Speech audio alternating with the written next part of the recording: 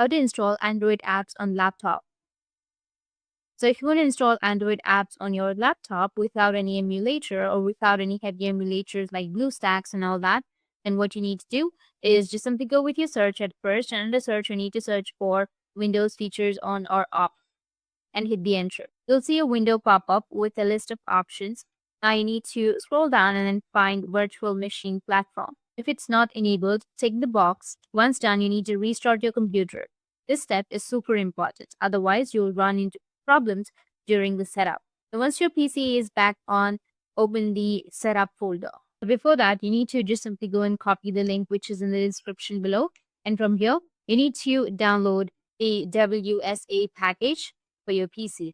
Once you've downloaded, you will have the file right here on the top right on the downloads section, or you can also go with your file explorer. Under your file explorer, you can go with downloads, and here you will have your file. You need to extract your file. You can technically use any extractor, but to avoid issues, you can go with WinRAR or 7-zip. After extraction, you'll get a folder, open it, and look for a file that's called run.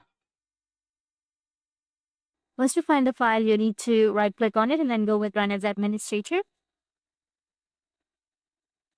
After that, wait for a few seconds or a few minutes till the command runs. And you need to go with continue, which is on the bottom. And that's it. Your Play Store will be installed just in a few minutes.